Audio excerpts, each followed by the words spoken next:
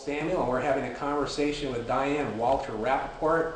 We're going to be talking to you musicians specifically, but also we're going to go into the history. Diane and Walter have worked with Bill Graham in San Francisco, and they had an opportunity to live the lifestyle that most people have only dreamed of, working with the super groups of the past, and we're going to have this conversation. Hope you enjoy it. Stay with us. You moved to Jerome after this time.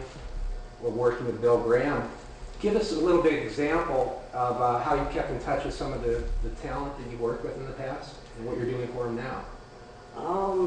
The last time I saw Bill Graham was at a Dead concert in Phoenix just 2 years ago. Basically, well, it wasn't even that long ago. And the last time I heard his voice was on my answering service. I mean, you kept in touch with those people that you loved and that you knew in the industry. Because I had written to him and sent him a copy of the Musician's Business and Legal Guide, which is this book that we produced and published for Prentice Hall. Right.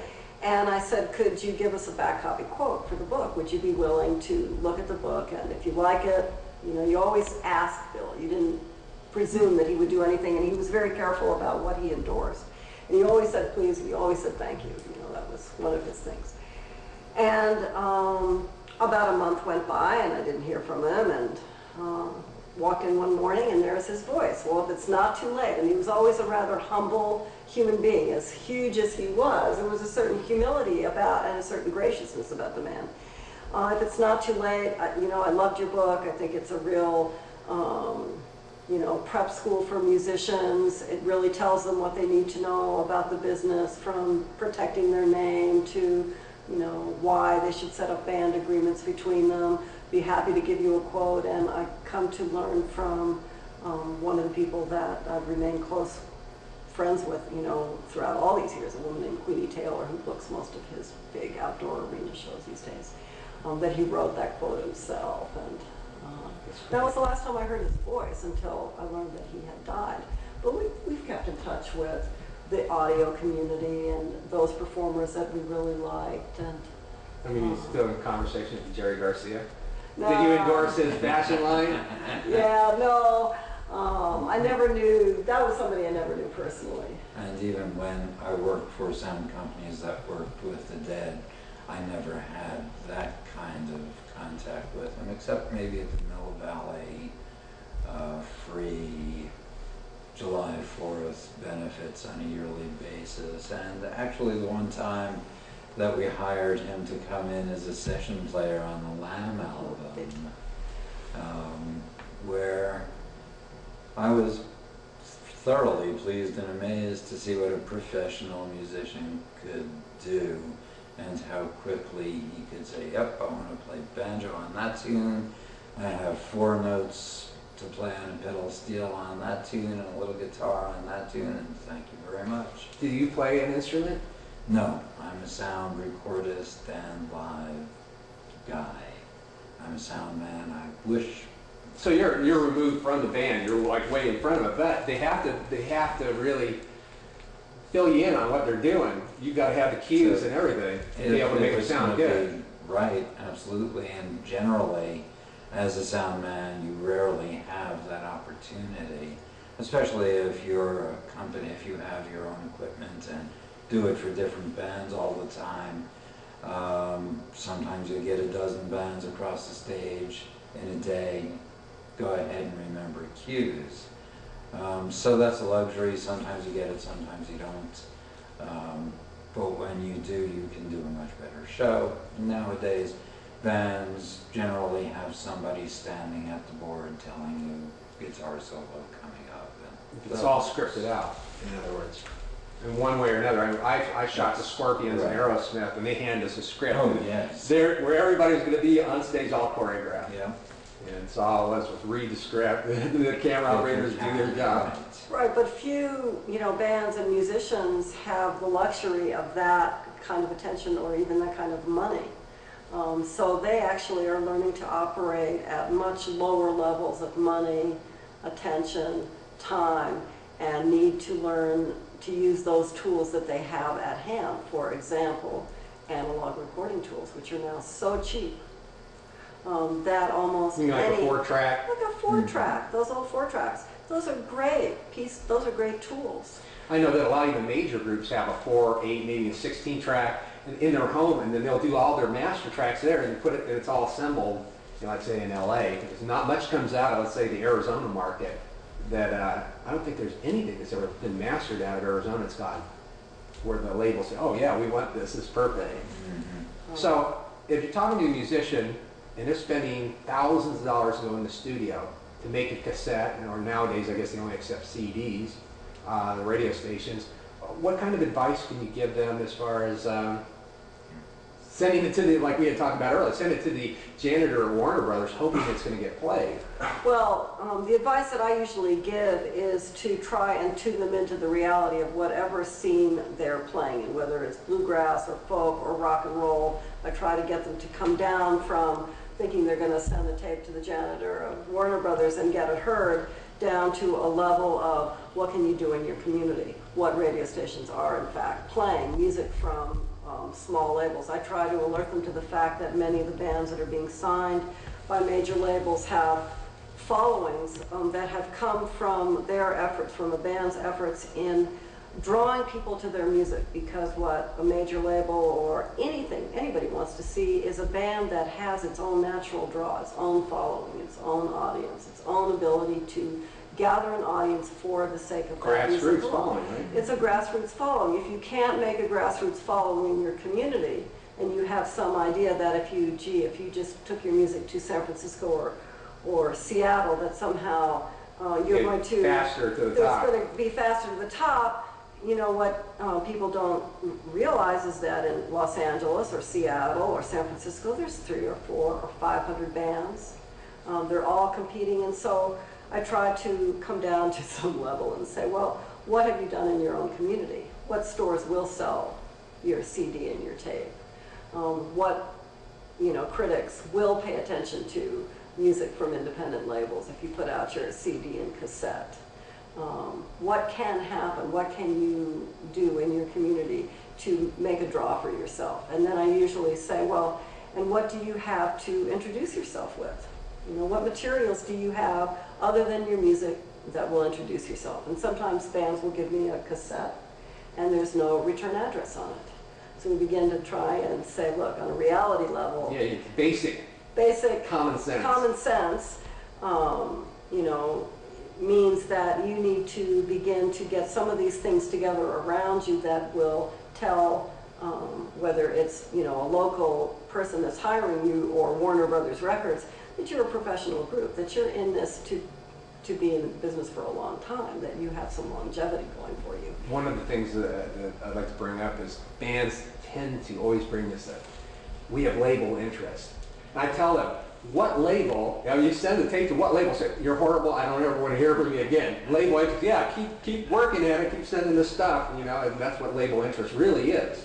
Right. Well, to some extent, when you go to, say, you brought up this seminar, that was a failure in Phoenix, Arizona, a couple of years ago, right, that wanted to emulate South by Southwest.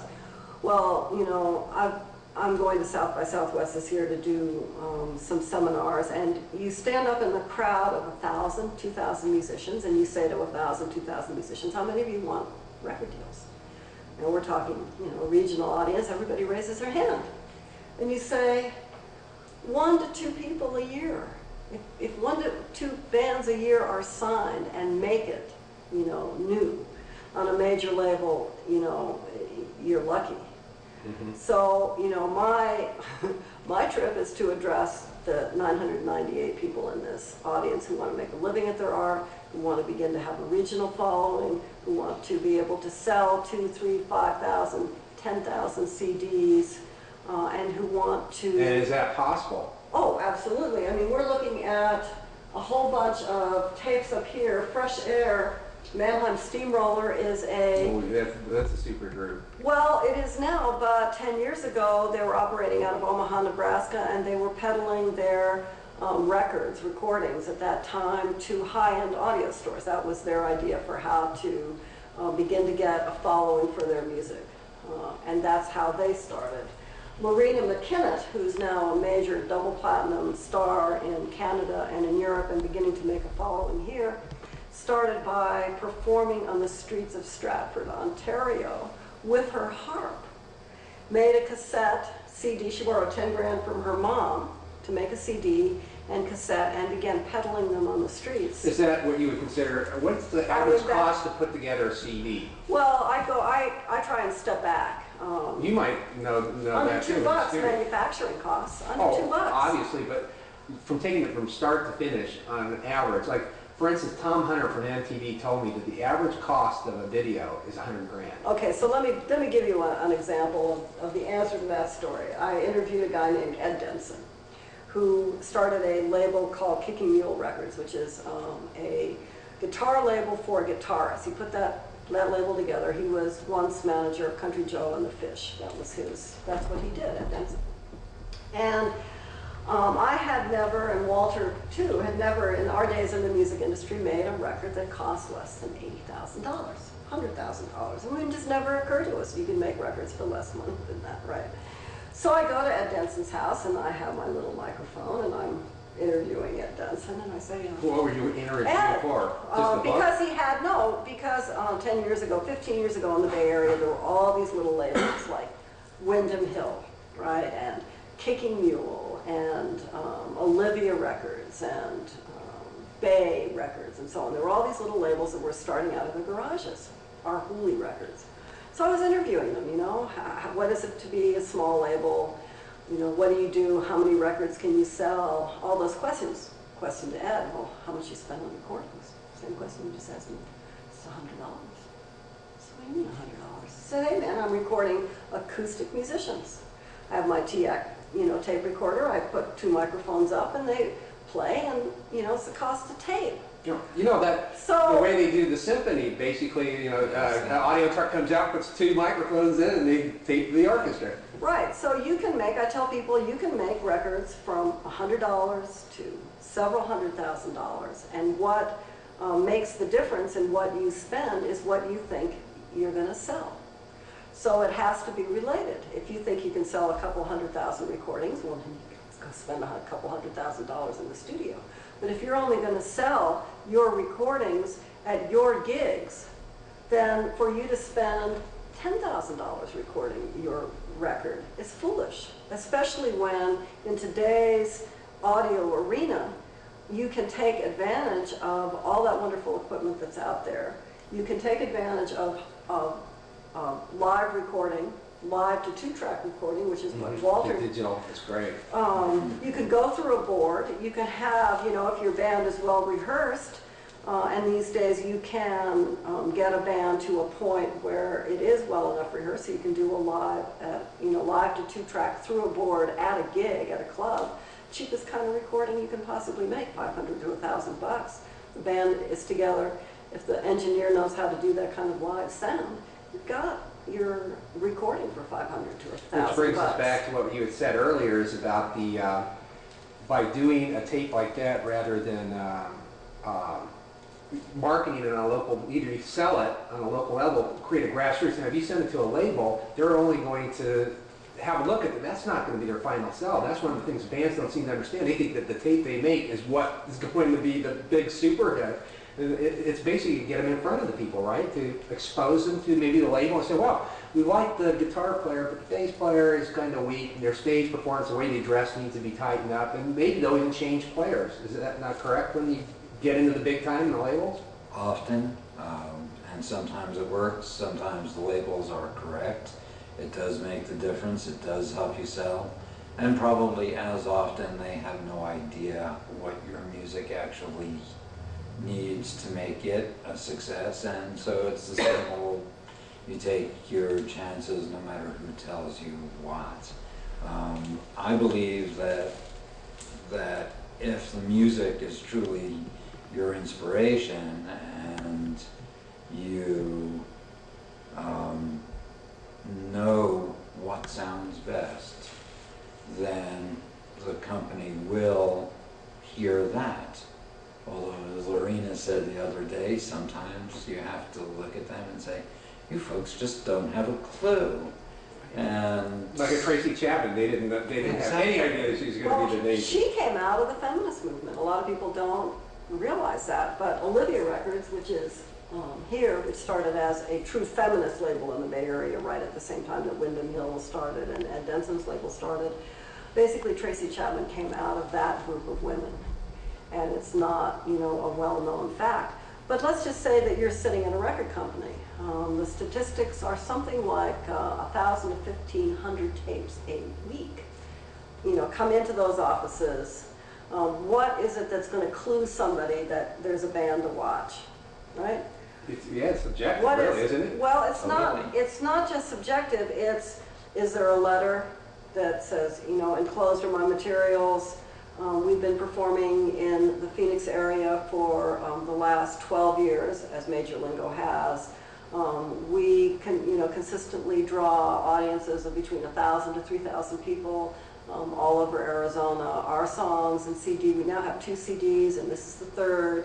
Four as an example. You know, Since you brought up an example of Major Lingo, let's dissect them a little bit. Well, there is a perfect example of a band that could probably, if they had a consistent way of sending the material to those record labels, if that's what they wanted, was a deal with those labels. If they had begun sending materials to the right people, say a year ago, right about this time, those people would begin to recognize those materials. Oh, another communication from Major Lingo. Oh, you know, we're going to be in Phoenix. We're going to be in Scottsdale. All those guys are playing. Let's go see them. Right? This is how it happens. Well, it's the same thing. Well, let's bring this up. You did a lot of live sound, Walter. A group like Major Lingo is great for live.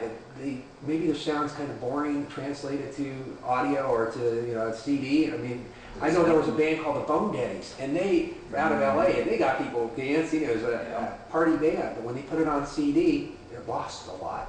And now, I mean, for instance, I'm hearing a sound like from Major Lingo. It sounds like has the same type as, what is that? A tabletop guitar or steel? Is that a steel laptop guitar? Has that sound? Almost has copied it. So they're playing games where they didn't want to get signed by a label and do the changes. The label can recreate that sound with another band. Just get the Rickenbacker guitar and the. But they don't have the grassroots. No, but how has that benefited Major Lingo except kept them local? They have kept control of their music, and that is, I would think, what was paramount in their mind. That's admirable, but are we not? Aren't the bands too artistic, or should they approach it as a business? But as a business, even you could easily look at it from Lingo's perspective, and perhaps, I'm only guessing here, they were able to figure out, well, if we go with a major deal, we're going to have to do what they say. We don't believe that that's going to make us either any better or any more successful, and we're going to spend the big bucks, and we're going to owe them $250,000 or more. Do they actually owe it? I mean, when they sign with the label? The recording costs are a loan, period. So they have to sign, but the label never really tries to collect if the band doesn't make it. Oh, no, it doesn't, but it gives them leverage into your future if you have a future. Right. It makes it hard for you to go to another label if they don't do it for you. I would say, you know, myself, having now listened to Lingo's music over the years, that they have some wonderful songs. They do. They're wonderful songwriters. They're still playing the same songs that they played since the beginning, too. Right, and that is really one of the problems, because one of the things a record label looks at is what happens after the first record. Do they have another album? Does it come to a point where the band has been around so long, it's time to change it? Like, for instance, one of the drummers from Lingo is now one of the drummers for Primus. So he's gone on to major recording deals. They have stayed pretty much the same. Sally left, now she's back. She was a core, as far as I was concerned, a core part of that band. There is a spark that happens when she sings with John, for example, that is wonderful, that they never did replace when she wasn't with that band. A lot of people mention they have kind of the sound of the old Jefferson Airplane. Well, I wouldn't go that far. Or whatever. In the same genre. Sound, right. But there have been plenty of bands like Lingo who have made regional successes for themselves and who have turned down major label deals. And they've turned them down for good reason. You know, they say, what are we going to be giving up that we haven't, that we can't achieve, you know, ourselves and with our own followings? Right. And it's a question to be asked. There's a wonderful guitarist named David Chastain out of the Midwest who was selling something like 70,000 to 100,000 albums on his own, through his own record label, recording label. He's a heavy metal guitarist. He's a great guitarist. And he got signed to a label deal and found that the label was going through his networks for distribution, wasn't doing much more for him. He was giving up more money in terms of royalties because, you know, you sell your own recording, you basically get to keep the whole wholesale cost at that point. He went from making maybe $3 or $4 a record down to 80 cents, you know, 60 cents, and found that the label wasn't doing that much for him to begin with. He was sort of taken out of the competition. He said, the hell with this. If anybody's gonna make money in this business, I'm gonna make it for myself. I want control over my music. I don't want people telling me what to do. I'm going back to be my own label again. And he's now got 4 or 5 others signed to his label in the Midwest, and they're doing great. What about the small label? It seems like anybody that wants to get into that, they take the publishing rights and they start their own label, and there are so many of those around that really don't have any, not only not any backing, but there's no substance behind them. But they want to sign a band. It's almost like management. Create your own label and manage a band. And then there's the other one, the subsidiaries that have distribution through a Capital or an EMI or whatever. Look at it this way: if you can sell 5,000 recordings at your local gigs in a year's time, and you sell them only at your gigs, 5,000 recordings at say $10 a piece CDs. Mm-hmm. I mean, what does that add up to? 50,000 bucks. That's a lot of money for a band. That's true. They'll probably, And that's at not- the way that they'll sell maybe 2 here, 3 here, and it's a slow process. They don't put it in another fund. What they do is they live off of that. Right, but They that's don't have anything to show for it afterwards. But that's part of their supplemental living. Supposing that they were a little smarter than that and they had their business a little more together and they actually created a pool where 50% of whatever they brought in, A, got put away for the next recording, B, got put away for better promotional materials, C, was used to create a bigger draw for themselves so that they kept leveraging themselves upwards, as many, many bands have done. I mean, at this point we have a backlog of success from Windham Hill Records on up, artists who started their own labels and went on to sign other people and have made huge successes for themselves. I mean, that's just one example of it. Basically show recording labels, major labels, that they have something more going for them than just, you know, playing the bar gig. And that's so part they of have to have some type of tracking of how many are sold, how many are manufactured. It's part of being in the business. And I think that as musicians, Should the musicians use their own abilities, or should they find a manager that's going to represent them? how many musicians do you know in Phoenix? Just bands, just right off the top of your head. Oh, personally, I mean, Yeah. individuals out of band, about 1,000. Right. So, you know, take 1,000 individuals. Are there 1,000 managers? Are there 200 managers? Are there even 10 managers that you can think There's of? probably Phoenix? 150 managers, and those are people that are girlfriends of Right. a band member. They Right. go around, I'm the manager of the band. So And get them booked in their little clubs. And Right, so that's where most artists and most musicians and most writers and most photographers are at. There are not enough managers or reps, especially at the beginnings of their career. So what does that mean? That means that a musician... well, what's 15 or 20% of $25? What play for that a night? Right. You know? Who's going to spend the time to do that? Well, you know, even barring that, the fact of the matter is that the musician has probably spent anywhere from $5,000 to $50,000 getting his trip together or her trip together between the equipment and the audio gear and recording equipment or whatever, and just has never gotten in their brain that it's time to learn to earn money. It's time to learn to be a business. That if you don't learn to be a business when the zeros are small, it is going to be very difficult to convince somebody that when the zeros get a lot bigger, right, that you are going to make it. So I feel that a musician has to learn to do business, has to learn to deal with his recording and his performances as a business. And those musicians who do make successes for themselves without ever signing with a major label, ever. By getting regional followings, by taking advantage of all those ways that small businesses make money. And you know, we're only talking about making sure that your income is greater than your expense. Well, so if you have some realism about it, right, about not spending $15,000 making a recording when you can only sell 2,000 cassettes at your gigs, you know, once you begin to make that adjustment in your head, then you begin to learn to act as a business.